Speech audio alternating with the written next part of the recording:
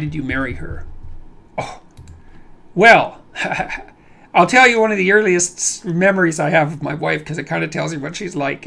So she lived across the street from me in this little town that we grew up in called Fairview, Alberta. And I think I fell in love with her the moment that I saw her. And although I don't think the feeling was necessarily mutual. And so I was about like 7, I think, something like that. So I've known her for like 48 years. And here's one memory, because there are 2 memories I'll tell you. So one of them was when I was in grade 5, I got glasses.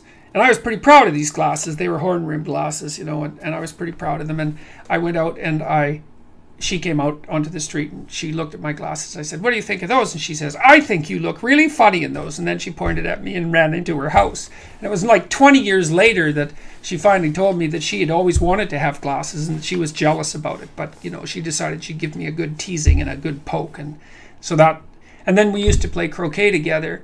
And one of the great delights she would take is, I don't know if you've ever played croquet, but, you know, you're sometimes the one person's ball that they're hitting and another person's will come together, and then you can stand on your ball and you can nail it with the croquet mallet and like knock the other person's croquet ball halfway down the block. And she used to think that was pretty damn amusing when she did it to me. So, but yeah, I mean, I told my dad when I was in grade 5, I was sitting with her on this big armchair in our living room, and she was sitting beside me on the armchair, which I was pretty damn thrilled about.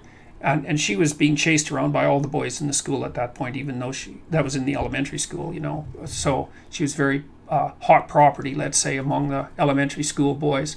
And so I was pretty happy to have her sit by me. And so anyway, she left, and I told my dad that I was going to marry her. And I remember that. And he told that story at our wedding, which was quite cute. And then I'll tell you one more story, which I really think is funny. This is so funny. So we were friends when we were kids, and then, you know, girls mature faster than boys, and she's a year older than me because I skipped a grade in school. We were in the same grade in school. And so, you know, when she hit about 13 or so, we kind of went our separate ways a little bit, although we still remained friends. And she had a paper route, and I took her paper route over when she hit 13 or so, and I like quadrupled the damn thing, I think, which I think is pretty funny. But I also delivered paper to her house. And one day she was there with another of her friends, and who was kind of a cute chick too, and I liked her quite a bit. And they were sitting around talking about how they were feminists, roughly speaking. And they were talking when I walked in about the fact that neither of them were going to take their husband's last name when they got married.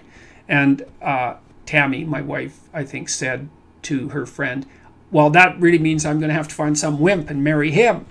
And she turned around and looked at me and smiled evilly and said, "Hey, Jordan, do you want to get married?" And of course I'd heard the whole conversation, and, you know, she knew I liked her, obviously, and so that was a nice little comical dig. She has a very vicious sense of humor.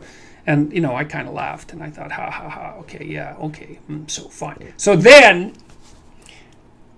when I was like 28, and she had come to see me in Montreal, and we were talking about getting married. And she said, we were talking about what that would mean. And then we started talking about what the name would be. And I said, "Hey, I've got a story for you. Remember when you were 13 and I was delivering papers to your house?" And because I suggested that she take my last name, and she wasn't so sure about that. And I said, "Well, you remember that little story, that little episode that we had when you were 13 and I came over to your house and you told me that you weren't going to take your husband's name and that you're going to have to marry some wimp?" Said, "Okay, well, you know, here I am, but, you know, if we're going to get married, you're going to take my name." And that's the end of that argument.